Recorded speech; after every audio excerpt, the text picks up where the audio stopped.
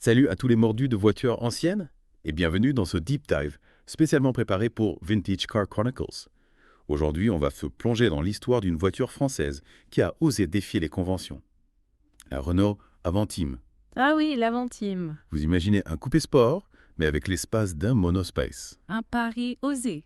Eh bien, c'est le pari fou qu'a fait Renault avec ce modèle unique en son genre. Une voiture qui a autant intrigué que divisé. Un design vraiment avant-gardiste, des innovations technologiques et pourtant un succès commercial vraiment plus que limité. On va essayer de comprendre pourquoi. Exactement. En décortiquant son histoire de sa conception à son héritage, en passant par ses choix techniques audacieux. Alors, on commence par le commencement, la genèse de l'Avantime. Elle est née d'une collaboration entre Renault et Matra, le constructeur de l'espace. Tout à fait. L'idée, c'était de remplacer l'espace qui était produit à l'usine de Romorantais. Renault et Matra cherchaient à séduire une clientèle aisée un peu anticonformiste qui aimait la position de conduite surélevée de l'espèce, mais qui voulait quelque chose de plus dynamique. Plus sport. Voilà. Et c'est là que le designer Thierry Métros entre en scène. Ah, Thierry Métros. Il a imaginé une voiture radicale qui tranche avec tout ce qui se faisait à l'époque. Complètement. On est loin des berlines classiques. C'est le moins qu'on puisse dire, et c'est ce qui rend l'Avantime si fascinante. Ah, on est d'accord. Dès qu'on la voit, on est frappé par son design, cette immense lunette arrière en forme d'arche. Oui. Ces arches en aluminium qui structurent la silhouette, ce toit panoramique en verre. On a presque l'impression d'être devant un concept, car pas une voiture de série. Exactement. Et ses portes. Ah, les portes. Gigantesques, sans montant central, avec un système d'ouverture à double articulation. C'est du jamais vu. C'est vrai. Et pour cause, c'est un système hérité du projet Matra P41. L'objectif était de faciliter l'accès aux places arrière, même dans des espaces restreints, ce qui est souvent un problème avec les coupés. Donc, en gros, vous êtes garé en bataille coincé entre deux voitures et vous pouvez quand même ouvrir les portes en grand pour accéder facilement aux places arrière. Tout à fait. Ingénieux. Absolument. Et pour aller encore plus loin dans l'innovation, il y avait la fonction grandir. Grand air. Une simple pression sur un bouton et toutes les vitres, y compris le toit panoramique, s'ouvraient en grand. Ah ouais. Une invitation à profiter du soleil et de l'air frais comme dans un cabriolet. Incroyable, on parle d'un monospace qui se transforme en cabriolet. Presque. Et à l'intérieur, on retrouve cet esprit d'espace et de luminosité. 4 sièges individuels, encurent un équipement haut de gamme avec des phares au xénon, un GPS. Non. Le confort est au rendez-vous. Le tableau de bord inspiré de celui de l'Espace 3 est à la fois sobre et ergonomique. Un détail intéressant, le contour est placé au centre. Un clin d'œil au caractère sportif de l'Avantime. On aime ça. On aime ça. Et on ne peut pas parler de l'intérieur sans mentionner les ceintures de sécurité intégrées au siège avant. Oui, encore une innovation. Encore une. Un système qui améliorait à la fois la sécurité et la visibilité pour les passagers arrière, puisqu'il n'y avait plus de ceinture qui gênait la vue. On sent que chaque détail a été pensé avec soin pour créer une expérience unique à bord de l'Avantime. Mais elle n'était pas seulement belle, elle était aussi performante. Parlant des motorisations, au début, elle était proposée uniquement avec un V6 de 3 litres. Un choix qui peut paraître étonnant aujourd'hui, mais à l'époque, Renault visait une clientèle haut de gamme qui recherchait avant tout le plaisir de conduite. Le V6 offrait des performances dynamiques, une sonorité agréable. Ah oui, c'est vrai que le V6 Essence a une certaine noblesse. Mais ce choix a peut-être aussi contribué à limiter les ventes, surtout sur un marché français où le diesel était roi. Sans doute, Renault a ensuite corrigé le tir en proposant un 2 litres turbo essence et un 2.2 litres diesel, mais c'était peut-être trop tard. L'image de l'Avantime comme une voiture gourmande, en essence, était déjà entrée dans les esprits. Dommage, parce que l'Avantime n'était pas un veau sur la route.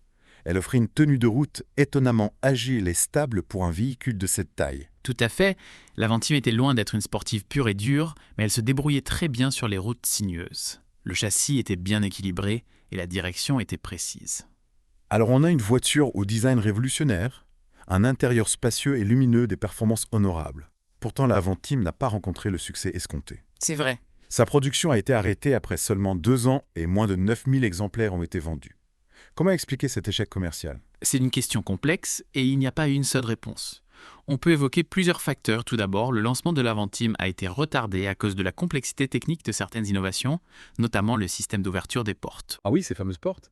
Elles étaient si complexes à fabriquer qu'elles retardaient la mise en production de l'Avantime. Oui, Et un retard dans le monde automobile, ça peut coûter cher. absolument. Pendant ce temps, la concurrence n'a pas chômé, et puis il y a eu prix. l'Avantime était positionnée haut de gamme et son prix était élevé surtout avec le V6 Essence. Oui, ça la rendait inaccessible à une grande partie du public. Et puis il y a le design, bien sûr. Autant il était audacieux et novateur, autant il a pu dérouter certains clients. Beaucoup de gens ne savaient pas vraiment où la classer. Était-ce un coupé en monospace, un hybride des deux? Ce flou a sans doute joué en sa défaveur. L'Avantime était peut-être trop en avance sur son temps. Les clients n'étaient pas forcément prêts à embrasser un concept aussi radical. Et puis, il y a eu la concurrence interne, avec la Renault Velsatis, lancée à peu près au même moment. La Velsatis, elle aussi, avait un design original et visait une clientèle similaire à celle de l'Avantime. Ce chevauchement a sans doute contribué à cannibaliser les ventes des deux modèles. C'est dommage, parce que l'Avantime avait vraiment du potentiel. Et puis, il y a eu l'impact de l'échec de l'Avantime sur Matra. Ah oui. La fermeture de l'usine de Romorantin a marqué la fin de l'aventure automobile du constructeur. Un coup dur pour l'industrie française. Cool, c'est une page qui se tourne Matra. Après avoir révolutionné le monde automobile avec l'espace, n'a pas réussi à réitérer l'exploit avec l'Avantime. Mais l'Avantime n'a pas sombré dans l'oubli. Pour autant, aujourd'hui, elle est considérée comme une voiture de collection très recherchée, un témoignage d'une époque où les constructeurs osaient prendre des risques et innover. Absolument. L'Avantime est devenu un symbole de l'audace et de la créativité française. Son design, autrefois controversé, est aujourd'hui salué pour son originalité et sa vision avant-gardiste. Et justement, parlant de l'Avantime aujourd'hui, on observe un regain d'intérêt pour ce modèle atypique et sa valeur sur le marché de l'occasion ne cesse d'augmenter. Ce qui était autrefois considéré comme un échec commercial est devenu un objet de désir pour les collectionneurs et les passionnés d'automobiles rares. C'est le signe que l'Avantime a finalement trouvé sa place dans l'histoire automobile. Ce qui est fascinant avec l'Avantime, c'est que son design, qui était perçu comme clivant à l'époque, est maintenant considéré comme précurseur. On voit des éléments de son style dans les crossovers d'aujourd'hui, ces voitures qui mélangent les genres. Exactement. L'Avantime, avec son concept de coupe-espace, était en quelque sorte l'ancêtre de ces SUV coupé-C berlines aux allures de 4x4 C Break sportifs. Elle a osé mélanger les codes, et ça, c'est une véritable révolution dans un monde automobile souvent frileux et conservateur. Avant de passer à la suite, j'aimerais qu'on s'attarde un peu plus sur ce concept de coupe-espace, parce que ce n'est pas forcément évident pour tout le monde. Vous pourriez nous l'expliquer plus en détail. Bien sûr, imaginez que vous preniez les lignes élégantes et sportives d'un coupé et que vous les combiniez avec l'espace et la modularité d'un monospace. C'est ça l'idée du coupe-espace, allier le meilleur des deux mondes. Donc on a le dynamisme d'un coupé, mais avec la possibilité de transporter toute la famille et les bagages. Absolument. Et l'Avantime poussait ce concept encore plus loin en intégrant des innovations comme les portes à double articulation, le toit panoramique grand air, les sièges individuels. Tout était pensé pour maximiser le confort, la luminosité et l'espace à bord. Et est-ce que ce concept de coupe-espace a influencé d'autres constructeurs automobiles? On voit beaucoup de crossover aujourd'hui, mais est-ce qu'on peut dire que l'Avantime a vraiment ouvert la voie? C'est difficile à dire avec certitude, mais il est indéniable que l'Avantime est un précurseur. Elle a montré qu'il était possible de créer une voiture à la fois spacieuse, pratique et stylée en s'affranchissant des catégories traditionnelles. Donc on peut dire que l'Avantime, malgré son échec commercial, a quand même laissé une trace dans l'histoire automobile. Oui, sans aucun doute, elle a inspiré d'autres constructeurs Et elle continue de fasciner les passionnés d'automobile. L'Avantime est la preuve que l'audace et l'innovation peuvent payer même si ce n'est pas toujours sur le plan commercial. Tout à fait. Et si on parle un peu de l'héritage de l'Avantime dans la culture populaire, c'est assez étonnant de voir à quel point une voiture qui a été produite en si petite série est présente au cinéma dans les jeux vidéo. Ah oui, c'est vrai. On la voit partout. On l'a vu dans Les Fils de l'Homme dans Ready Player One. Elle a même fait une apparition dans une publicité pour Renault avec Jean-Paul Gaultier. Incroyable! Pourquoi, selon vous, les réalisateurs et les créateurs sont-ils autant attirés par l'Avantime? Je pense que c'est son design unique qui la rend si attractive pour l'image. Elle a ce côté futuriste un peu rétro en même temps qui la rend intemporelle. Oui. C'est une voiture qui ne ressemble à aucune autre On est d'accord. et qui attire forcément le regard. C'est vrai, quand on voit une Avantime à l'écran, on la reconnaît tout de suite. Elle a une vraie présence, une personnalité, on se souvient d'elle. Exactement, l'Avantime est plus qu'une simple voiture, c'est une icône. Une icône. Elle représente une époque, un état d'esprit, cet esprit d'audace, de créativité, ce désir de sortir des sentiers battus. C'est un message fort qui continue de résonner aujourd'hui. Et c'est peut-être pour ça que l'Avantime a réussi à transcender son échec commercial. Elle est devenue un objet culte, une voiture qui fascine les passionnés et qui inspire les artistes. Absolument, l'Avantime est la preuve qu'une voiture peut marquer les esprits, même si elle n'a pas rencontré le succès commercial escompté. Parfois, l'audace et l'originalité finissent par payer, même si c'est à long terme. Et si on parlait un peu de l'expérience de conduite, qu'est-ce que ça fait de conduire une Avantima? C'est une expérience unique. Imaginez-vous au volant de cette voiture futuriste avec ce toit panoramique qui vous donne l'impression de rouler à ciel ouvert. L'Avantime, malgré son gabarit imposant, est étonnamment agile et agréable à conduire. On est loin de l'image pataude qu'on a souvent des monospace. Exactement, l'Avantime offre une tenue de route précise et un confort de conduite remarquable. On sent que les ingénieurs de Matra ont soigné le châssis. Et le V6 Essence, qu'est-ce qu'il donne? Il procure des sensations grisantes. Sa sonorité est rauque et puissante, et il offre des accélérations franches. C'est une voiture qui incite à prendre la route, à avaler les kilomètres avec plaisir. Et avec le toit panoramique ouvert, on doit vraiment avoir l'impression de rouler dans un cabriolet. Presque on profite du soleil du vent dans les cheveux, tout en ayant l'espace et le confort d'un monospace. C'est une expérience vraiment particulière. Et l'intérieur, on en a déjà parlé un peu, mais est-ce qu'il est vraiment aussi spacieux qu'on le dit? Ah oui, absolument. L'Avantime offre un espace généreux pour les passagers aussi bien à l'avant qu'à l'arrière. Les sièges individuels sont confortables et la modularité est bien pensée. On peut facilement rabattre les sièges pour obtenir un grand volume de chargement. Donc on a le style confort, l'espace, l'Avantime a vraiment beaucoup d'atouts. Mais est-ce qu'il y a des aspects de cette voiture qui vous ont déçu? C'est vrai que certains choix techniques ont pu être critiqués à l'époque. Par exemple, le système d'ouverture des portes, aussi ingénieux soit-il, était assez complexe et pouvait parfois poser des problèmes de fiabilité. Ah oui, ces fameuses portes, elles ont causé pas mal de soucis aux propriétaires d'Avantime, non? Oui, il y a eu quelques cas de dysfonctionnement, notamment au niveau des charnières et des vérins hydrauliques. Et comme c'était un système assez unique, les réparations pouvaient être coûteuses.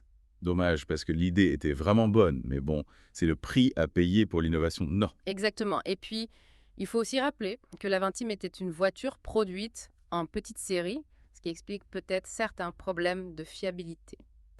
Quand on produit des voitures en masse, on a plus de chances de détecter et de corriger les défauts de conception. C'est vrai.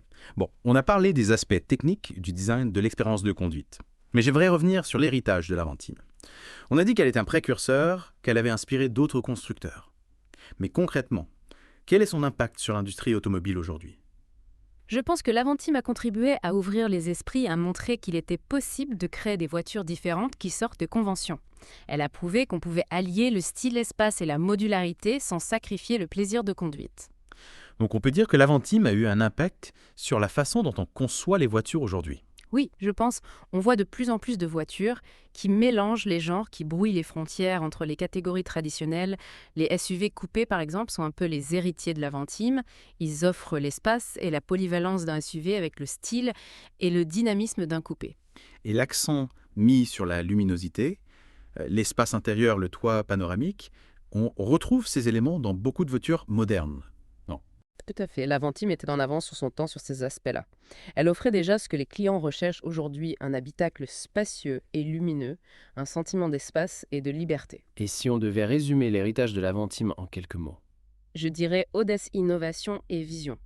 L'Avantime a osé repousser les limites. Elle a proposé des solutions techniques novatrices et elle a anticipé les tendances du marché. C'est une belle conclusion. L'Avantime, c'est une voiture qui a marqué son époque et qui continue de nous inspirer aujourd'hui. Elle nous rappelle qu'il ne faut pas avoir peur de sortir des sentiers battus, de prendre des risques et de créer des voitures qui suscitent l'émotion. Et surtout, elle nous montre qu'il est possible de créer des voitures qui sont à la fois belles, fonctionnelles et innovantes. L'Avantime était une voiture en avance sur son temps, et son héritage continue de vivre dans les voitures que nous conduisons aujourd'hui. Oui, c'est vrai, l'Avantime, c'est une voiture qui nous pousse à rêver, à imaginer un futur automobile plus audacieux, plus créatif et pourquoi pas plus respectueux de notre environnement. Et si on se projetait un peu dans ce futur, imaginez que vous êtes un designer automobile aujourd'hui. Quels éléments de l'Avantime vous inspireraient pour créer une voiture moderne? C'est une excellente question. Je pense que l'Avantime a plusieurs atouts qui pourraient être réinterprétés pour une voiture contemporaine. Par exemple, son concept de coupé-espace qui allie le dynamisme d'un coupé à l'espace d'un monospace. C'est toujours pertinent aujourd'hui. On pourrait imaginer une voiture électrique familiale avec un design fluide et aérodynamique qui offrirait un grand espace intérieur et une modularité exceptionnelle. Ouais, je vois bien ce que vous voulez dire. Un peu comme une version moderne et électrifiée de l'Avantime avec des lignes encore plus fluides, une technologie de pointe. Exactement. Et on pourrait aussi s'inspirer de l'attention portée aux détails dans l'Avantime. Par exemple, les sièges individuels, le toit panoramique grand air, les rangements astucieux, tout cela contribuait à créer une ambiance unique à bord. On pourrait imaginer des matériaux innovants, des éclairages d'ambiance personnalisables, des systèmes de connectivité de dernière génération. Et en termes de motorisation, vous pencheriez pour une solution 100% électrique.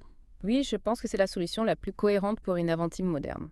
On aurait une voiture silencieuse, performante et respectueuse de l'environnement. Et avec les progrès de la technologie des batteries, on pourrait envisager une autonomie confortable qui permettrait de voyager sans stress. C'est vrai qu'une Avantime électrique, ça aurait de l'allure et ça correspondrait bien à l'esprit d'innovation qui a toujours caractérisé ce modèle. Tout à fait. Et puis, on pourrait imaginer des fonctionnalités innovantes comme la conduite autonome sur autoroute, des systèmes de sécurité avancés, une interface homme-machine intuitive. On s'éloigne peut-être un peu de l'esprit originel de l'Avantime, non? Pas forcément, je pense que l'Avantime était une voiture visionnaire qui cherchait à repousser les limites de l'automobile. Et aujourd'hui, la technologie nous permet d'aller encore plus loin dans l'innovation. Une Avantime moderne, ce serait une voiture à la pointe du progrès, tout en conservant l'esprit d'audace et d'originalité qui a fait le succès de l'original. C'est une belle vision du futur de l'automobile, et ça nous montre à quel point l'Avantime continue d'inspirer, même 20 ans après sa sortie. Absolument. L'Avantime, c'est une voiture qui nous rappelle qu'il ne faut jamais cesser d'innover, de chercher de nouvelles solutions, de repousser les limites du possible. Merci pour ces réflexions passionnantes. Et avant de conclure cette plongée dans l'univers de l'Avantime, j'aimerais revenir sur un point qui me fascine. Cette voiture, malgré son échec commercial, a réussi à transcender son époque. On la retrouve au cinéma, dans des jeux vidéo. C'est assez rare pour une voiture qui n'a été produite que pendant 2 ans. Ah oui, c'est vrai, l'Avantime a une présence étonnante dans la culture populaire. On la voit dans des films comme Les Fils de l'Homme, Ready Player One. Elle est même apparue dans une publicité de Renault en 2011 avec Jean-Paul Gaultier. C'est fou, on dirait qu'elle fascine les réalisateurs et les créateurs. Je pense que c'est son design unique qui attire l'œil. Elle a un côté futuriste, un peu rétro en même temps qui la rend intemporelle. Oui, c'est vrai, elle ne ressemble à aucune autre voiture. C'est peut-être pour ça qu'elle continue de fasciner, même des années après la fin de sa production. Exactement. L'Avantime, c'est plus qu'une simple voiture. C'est un symbole, une icône. On a l'impression qu'elle représente une époque, un état d'esprit. Absolument, l'Avantime incarne l'audace, la créativité, le désir de sortir des sentiers battus. C'est un message fort qui résonne encore aujourd'hui. Et c'est peut-être la plus belle leçon que nous laisse l'Avantima. Oser différent, prendre des risques et croire en ses rêves. Tout à fait, l'Avantime est la preuve que même l'échec commercial peut se transformer en un succès d'estime et que l'audace et l'innovation finissent toujours par trouver leur public. Merci à tous d'avoir suivi cette plongée dans l'univers fascinant de la Renault Avantime. On espère que vous avez apprécié ce voyage dans le temps et que vous avez appris des choses intéressantes sur cette voiture exceptionnelle. On vous donne rendez-vous demain pour une nouvelle exploration automobile, toujours dans Vintage Car Chronicles. À bientôt.